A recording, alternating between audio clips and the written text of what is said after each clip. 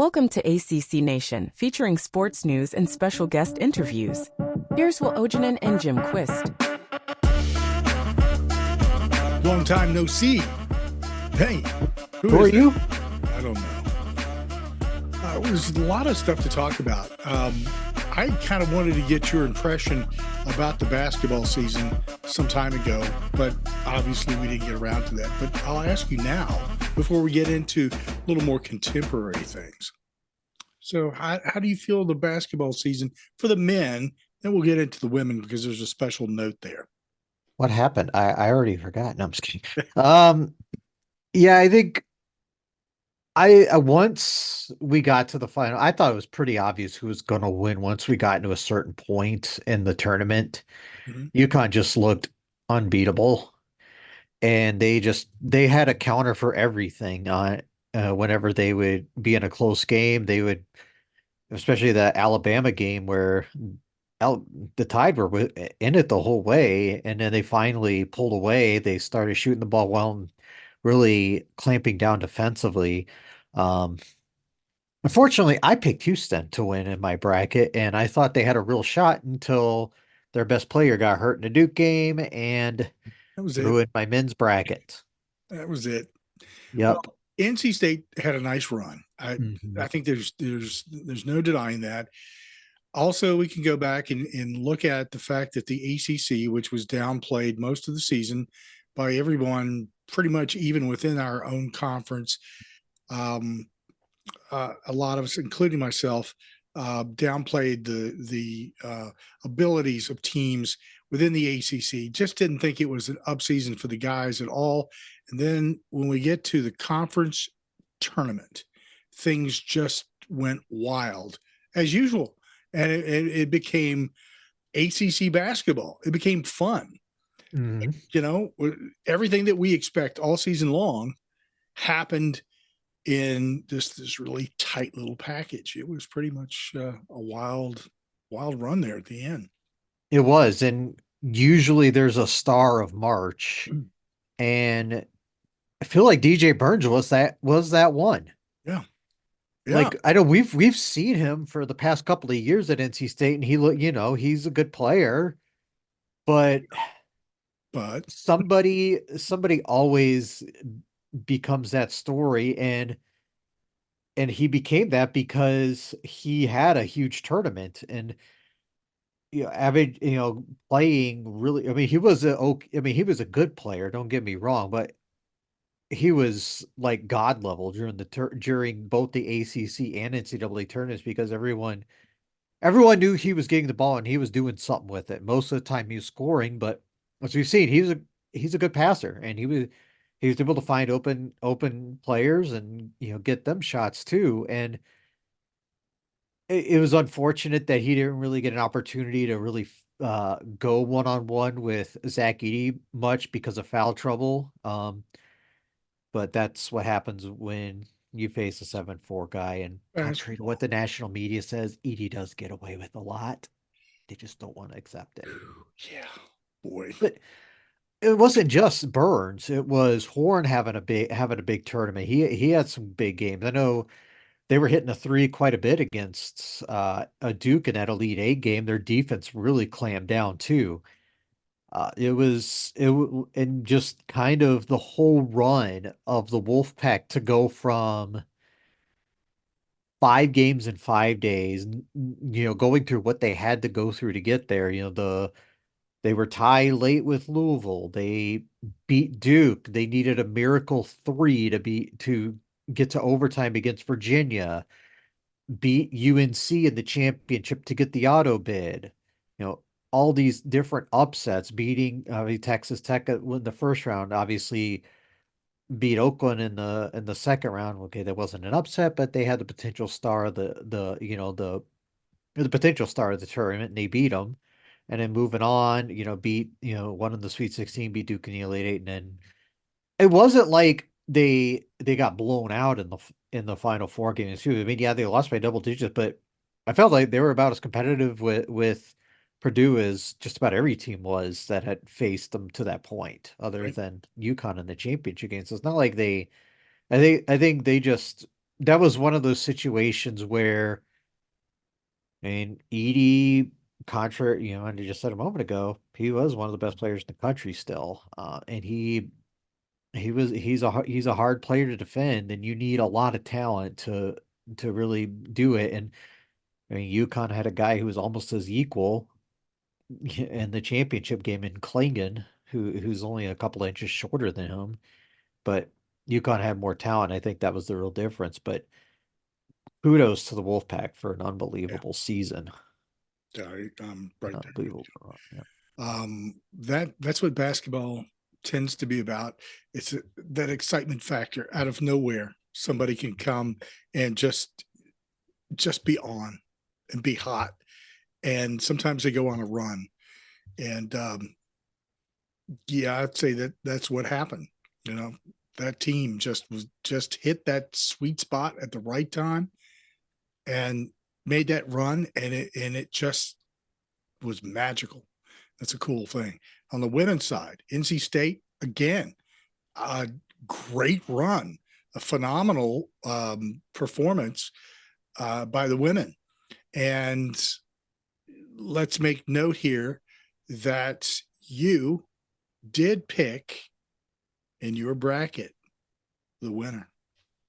So I actually got the whole Final Four right. If did you? we're gonna not Okay. so humbly brag here, I did get Why all not? four of my Final Four in the bracket. I had NC State, I had South Carolina, I had UConn, the um I had why can I not think of who? Oh, Iowa. Yeah, I should know that because Caitlin Clark was just Caitlin. picked.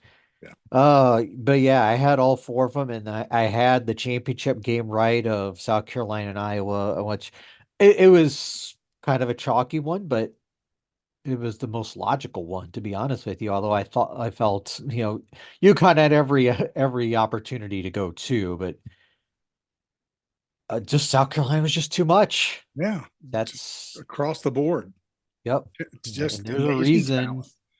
there's a reason Don Staley, I would say, is just the best college basketball coach right now, both men and women. I mean, when you can get what she can get and put out what she can put out on the court, and we're in the table this year. It's just it's amazing what she can do, and no surprise that to me that they won the tournament. And when you've been running the table, remember they almost blew it.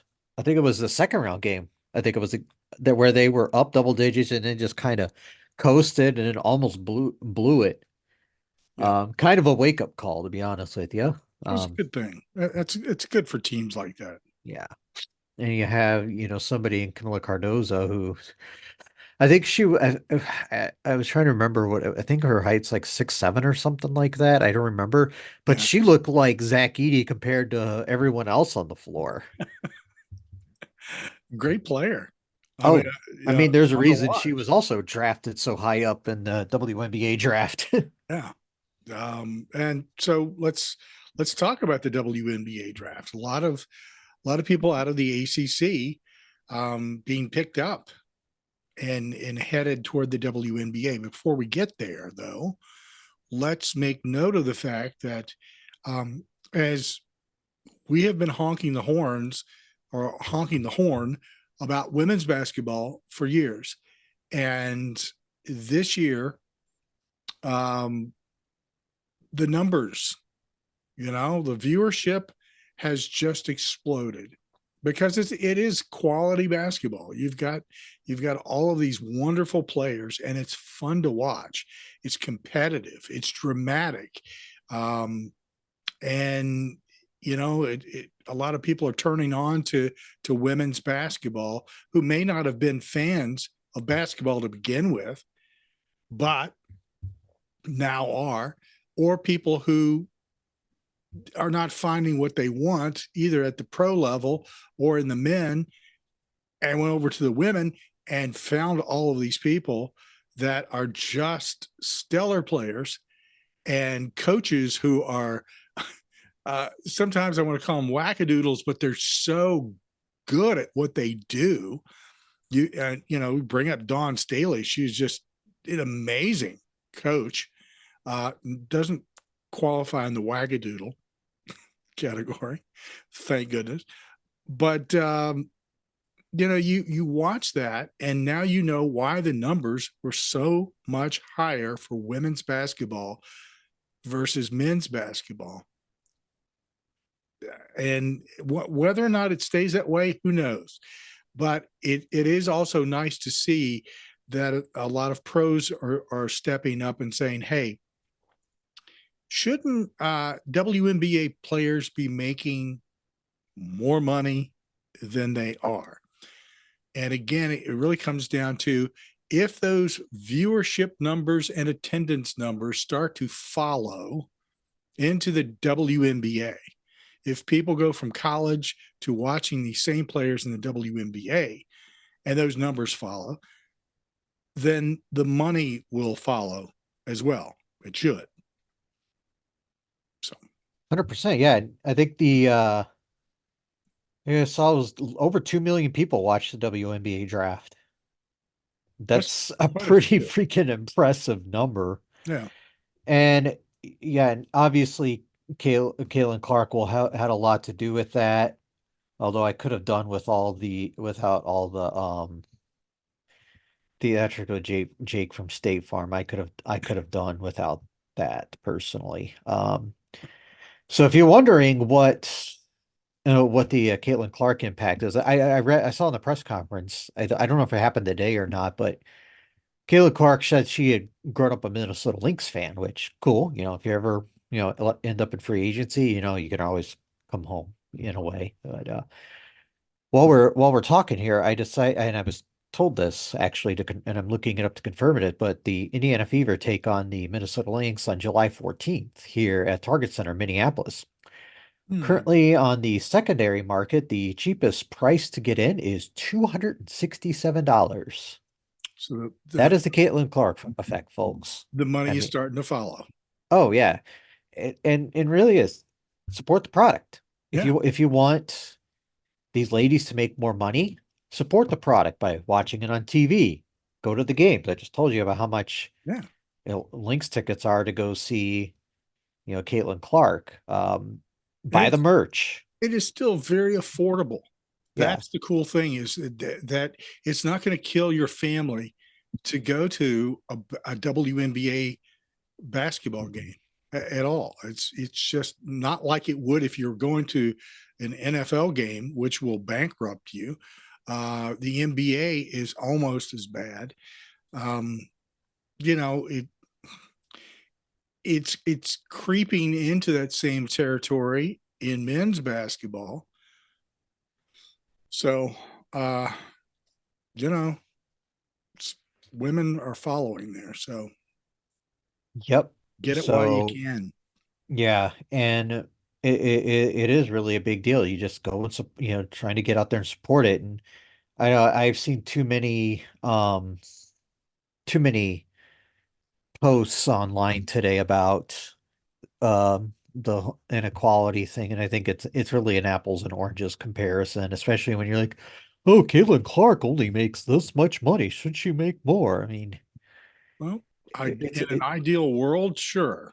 Yes, but nobody did you not watch the WNBA draft? Did you not see all the State Farm stuff surrounding her?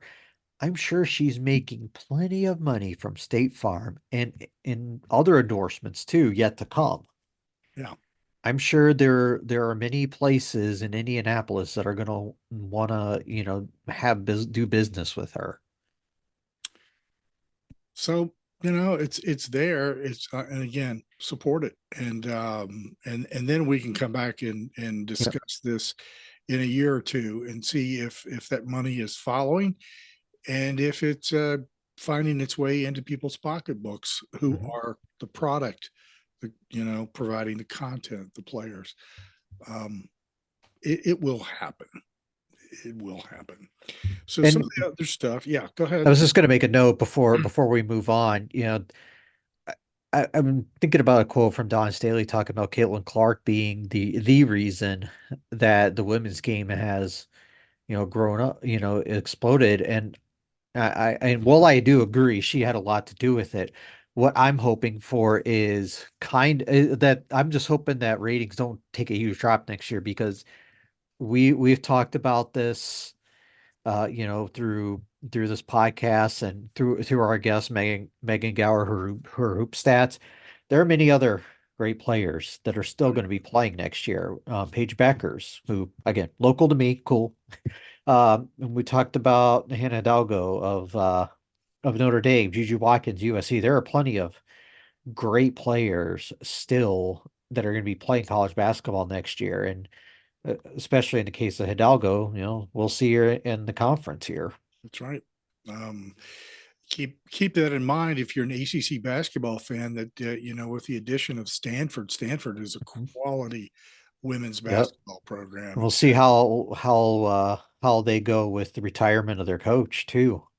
Yeah, I was reading about the replacement just yesterday, I guess. So yeah, there's going to be a lot of interesting changes there, and I know that people will downplay a lot of what Stanford, Cal, and SMU will be bringing to the ACC. I think that's a really bad move on your part if you're doing that, because there's an immense amount of quality sports that all three of these schools will bring to the table. And I really, really want people to keep an eye on the following. SMU football, maybe not this coming year, but I would keep an eye on that program. Um, you know, I keep up with them, what's going on, and man, they're doing some stuff there that just watch. Okay. And so if you want to downplay SMU, feel free to talk bad about them all you want. But when they sneak up and bite you in the rear, um, don't say that nobody warned you about it, because I'm warning you right now. It may not be this year, but I'm telling you, SMU, keep an eye on that. Well, just to kind of add on to that, there was announced today that their season ticket sales are already like in record. They've already broken a record with the move to the ACC. They're up 50% compared to end of 2023. And according to this, it says they're on pace to double its season ticket sales. And it's it's a pretty impressive when you consider the opponents are kind of lackluster. I don't think they get like any of the big names there this year coming to SMU. But Yeah. still, the fact that Yeah. they're doing that, I think it says a lot. And with the money that they have, and now that they're in a bigger conference, and with the money behind them, I think they're going to be a top half of the conference team, at least in football, very soon. Yeah. Speaking of college football, lots of spring games over the last week or two. And I don't know if you had an opportunity to watch any of those. I did, got to see a few of them. Some interesting stuff. Spring games don't tell you a lot about really about anything, to be honest with you. It just gives you a little bit of a preview of some of the players and who may stand out and who you're kind of looking forward to being a performer. And did see some of that.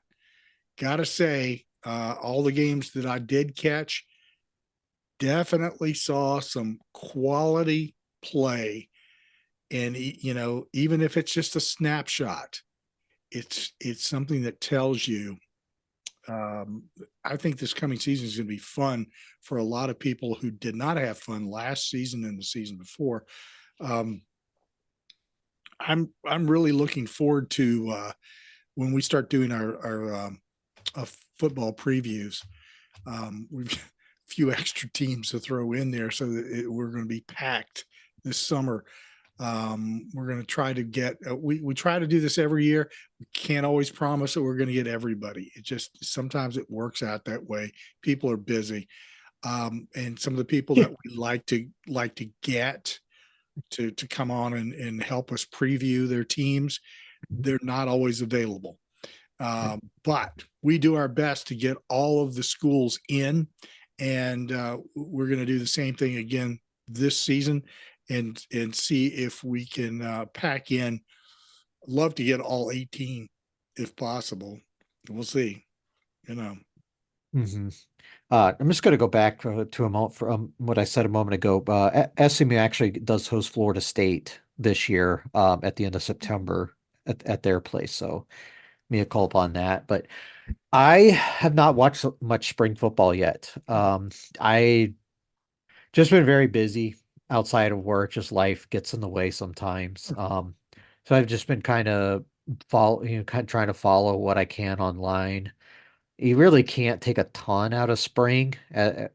A lot, it's just glorified practices, really, but it's just kind of like that last little.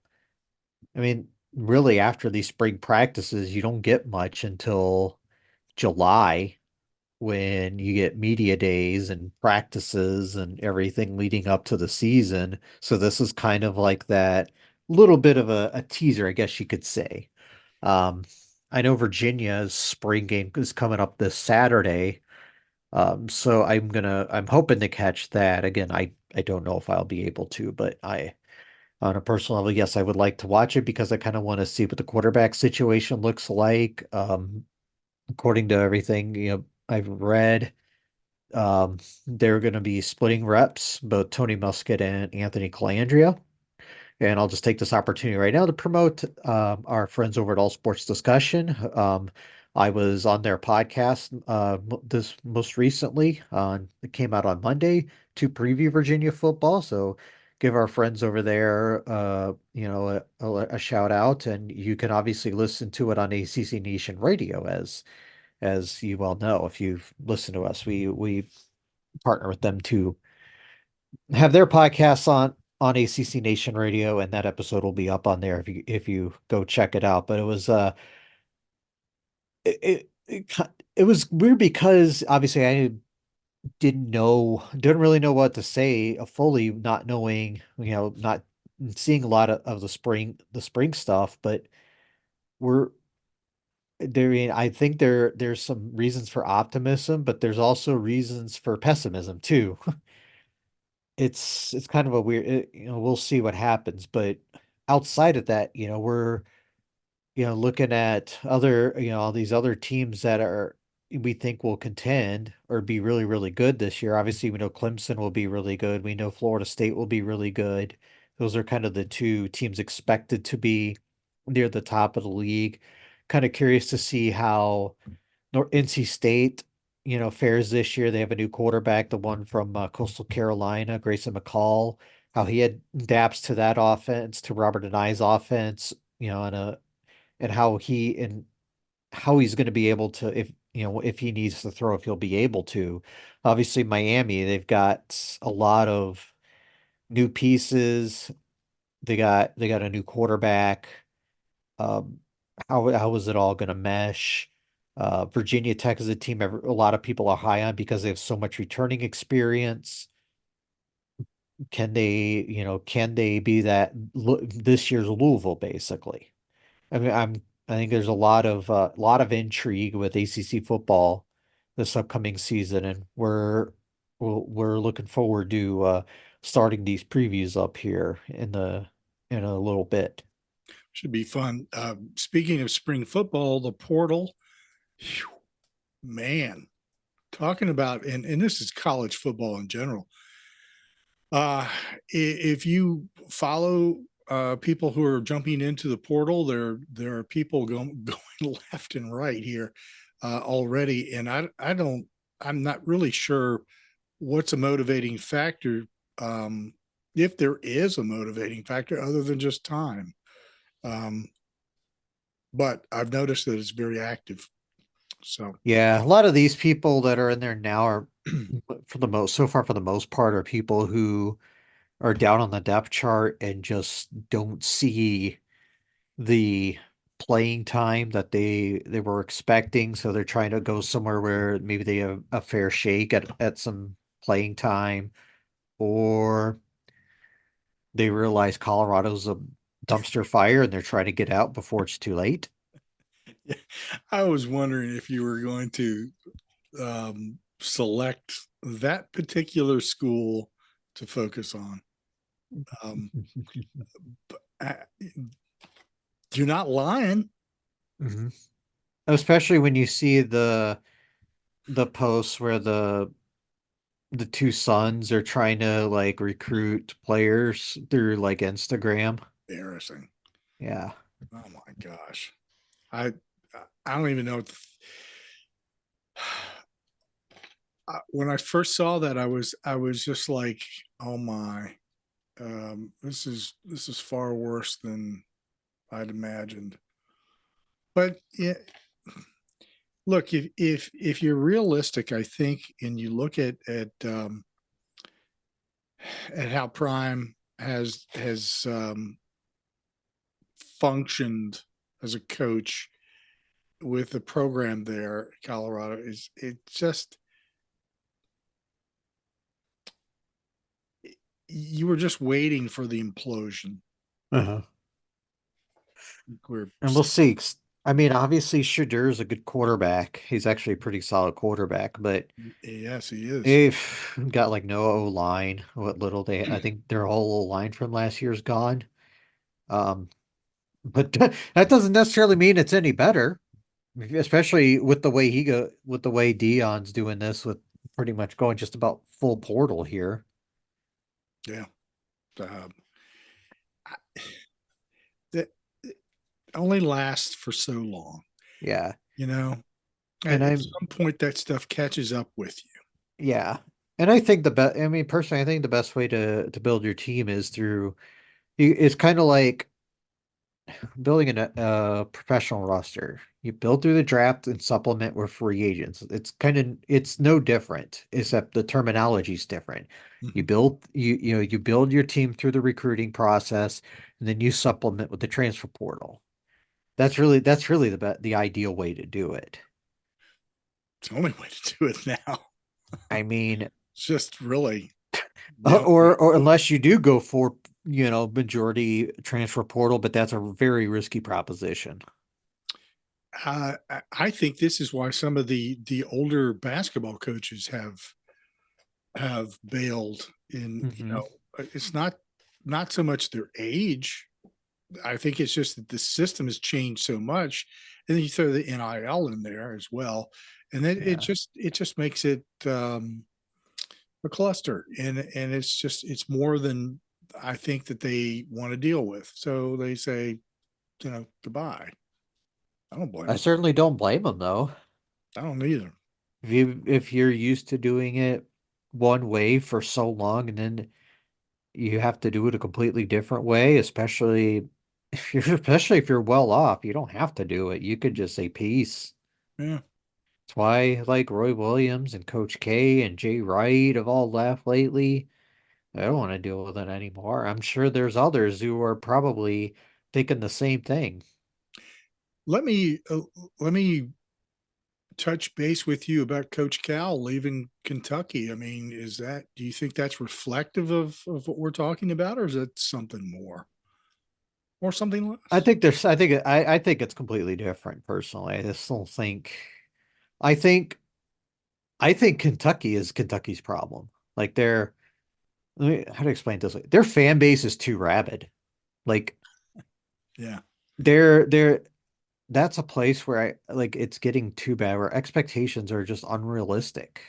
Um, I mean, Mark Pope could go in there and win 22 games, make the NCAA tournament, have a solid season, people would still be calling for his head. Yeah. I Where's the mean, championship? yeah, it's championship or bust. And I don't think that's the way to go. I mean, Cal was building his team through, he would get the one and dones and then have a couple of pieces, transfer guys, and it just for whatever the reason, just never it didn't fully work. You've seen some of those bad losses he's taken in the NCAA tournament the last couple of years. Obviously, this year lost to Oakland. Yeah. I remember he lost to St. Peter's in was it 2 years ago in the NCAA tournament. They've been taking some strange losses. And remember, I think it was 2021, they completely missed it, if I'm not mistaken. It was the same year Duke missed it. If I'm trying to do the math right in my head. But the last few years, even with all that talent, has not gone well. And I don't think the relationship between Cal and the AD was the best either. And he supposedly had connections with Tyson, the brand, like the chicken brand, who's a big, supporter of Arkansas athletics. So it just kind of made sense for him to move on there, to go to Arkansas. I don't know. It's hard to say how well it's going to work out. I don't think you're going to expect immediate success, and frankly, I don't believe Cal's going to have the same level of success at Arkansas that he did at Kentucky or even Memphis to going back. So he took Memphis to the championship game once. But I just think Cal's just about done personally. Yeah. So he's going down there, and instead of it being a potential cluster, it's going to be a clucker. I see what you did there. After your last using the ruler routine, had to do with something. All right, let's take a look at some other sports here real quickly. D1Baseball has come out with their field of 64 projections, and it came out today, as a matter of fact. That would be the 17th, by the way. The Morgantown region, Virginia Tech is a number 2 seed. In the Columbia region, Boston College is a number 3 seed. Didn't expect to see Boston College in here at all this year. They've just sort of slipped away. We talked about this a couple of episodes back about Boston College baseball just sort of had that surge, and then it was just sort of disappeared. And now I guess it's back, I suppose. Anyway, Clemson region, number 1, Clemson. And they are also the number 3 national seed. In the Durham region, number 1 seed there is Duke. They're a number 14 national seed. Tallahassee region, it's Florida State, a number 1 seed and a number 5 national seed. Winston-Salem region, Wake Forest is a number 1 seed there and 11 nationally.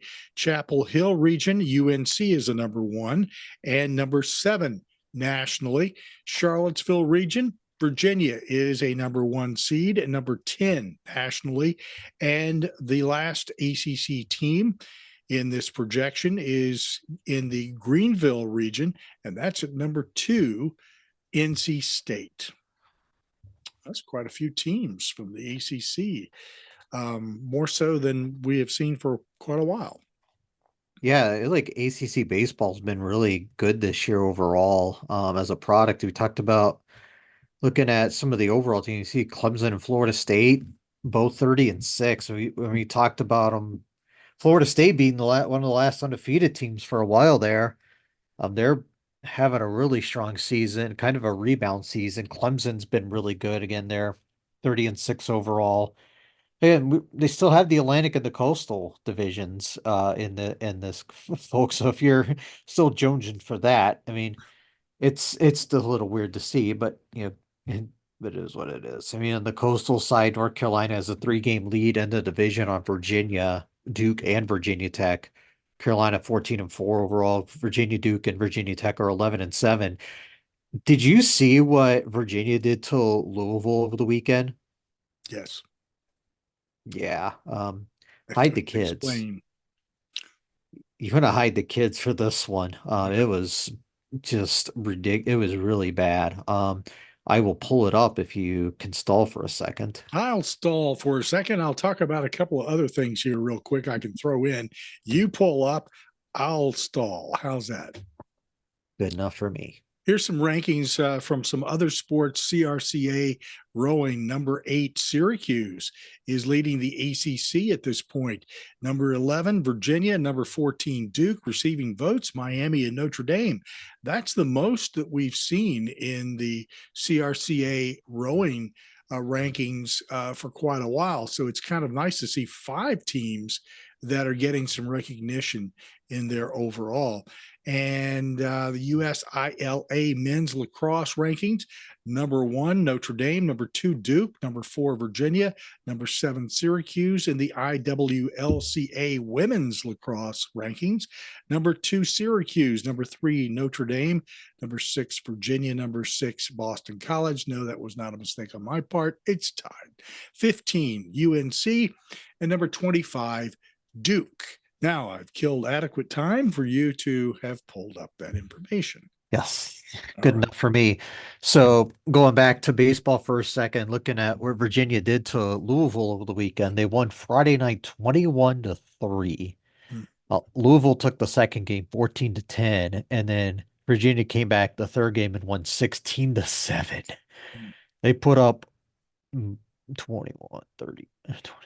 They put up 47 runs in 3 games. I don't have Not that many fingers on my hand, so Oh, and we can't forget what North Carolina did in sweeping um, Notre Dame. They won 13-0, just 7-2, but then 10-3. So they had, and it's not quite Virginia level, but pretty impressive beatdown. Yeah, Notre Dame's not that good this year. They're just 2-16 in the league, 16-18, and overall they're one of 3 teams under 500. I'm surprised that Miami's under 500 overall. That is, I don't get that. I don't know. I don't know if they're not hitting well, not pitching well. I'm kind of curious. I have to dig a little deeper into that. That entire program has gone through um I don't know, it just crashed and burned, the last couple of years. Hmm. And Yeah, there's been a lot going on and with that program, just it's a shame. good and bad, really.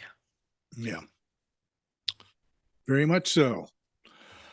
That's a look at everything that's going on sports wise across the ACC. Anything outside of the Atlantic Coast Conference that you may want to point at, because we did have a championship for the Frozen Four just recently that you talked about with the aforementioned Matthew. Yeah. The Frozen Four was held, what, about 20 minutes from where I live in St. Paul, at the Xcel Energy Center, where I go to see Minnesota Wild games every so often. But Boston College was in the championship game against Denver University, and unfortunately BC lost 2-0 behind. Yeah. There's one of those situations where you see this in hockey, or if you can get into the postseason, you can, and you have a hot goalie, you can just ride it, and that's exactly what Denver did. Their goalie was just amazing throughout the tournament, and especially in that championship game. There was one save he made during the game that was just absolutely ridiculous, and it's just like, yeah, you're never going to play a better game in your life probably and help win the national championship. Well, Boston College has its sort of ups and downs with their. I think they're in the East Coast Hockey League, if I'm not Mhm. mistaken. It's where they normally compete. Notre I think, Dame competes in the Big Ten, and those teams are the 2 teams that are from the ACC that compete in ice hockey. So we mhm. like to keep an eye on what they're doing. And we got beach volleyball going on. The only team that I'm aware of, at least at this point, in the NCAA competition is Florida State. And I'll be sure to share some of that information with you down the road as to how Florida State is doing, because they typically are ranked in the top 5 nationally of beach volleyball teams, which is a lot of fun. Oh, and speaking of which, so uh, I sometimes I'm not like a really big Olympics fan. Then I'll watch it on TV sometimes. Depends on what the sport is. But I've just sort of gotten out of that of watching the Olympics.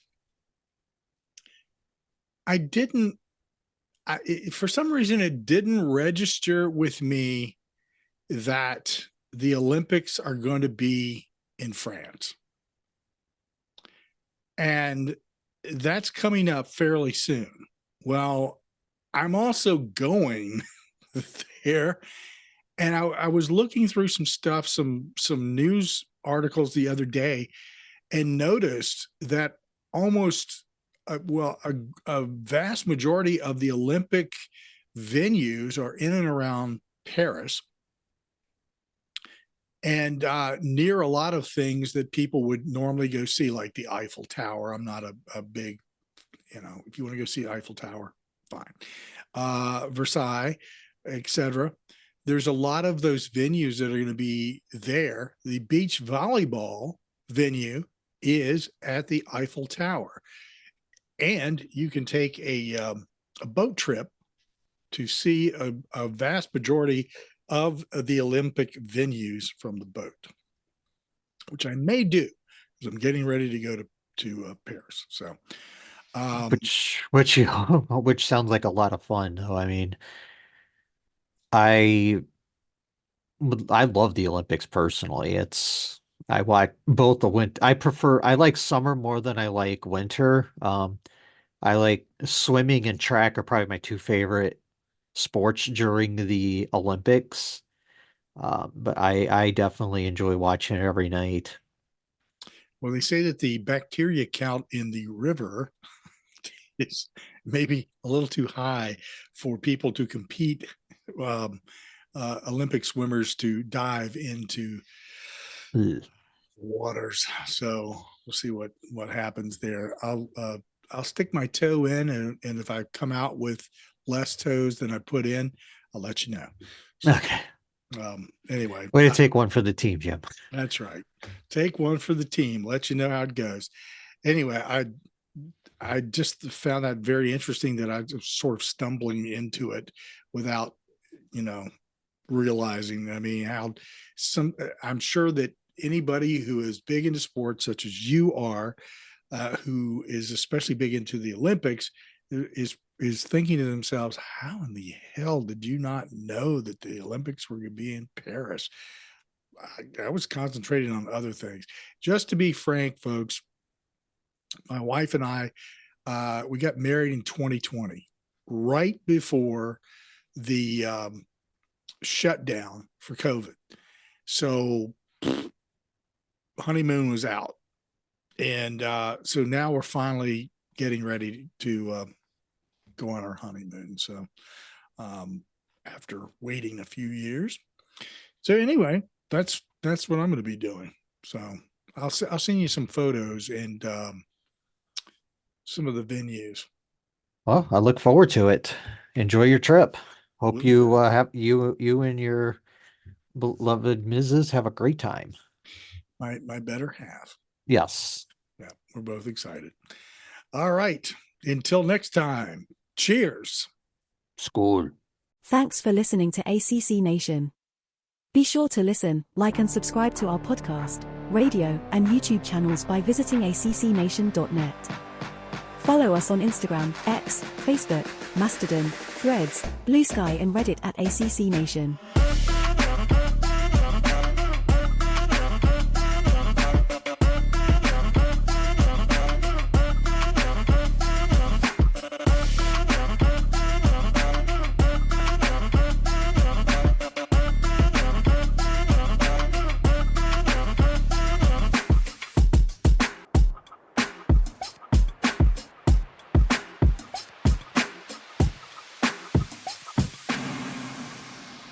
ACC Nation.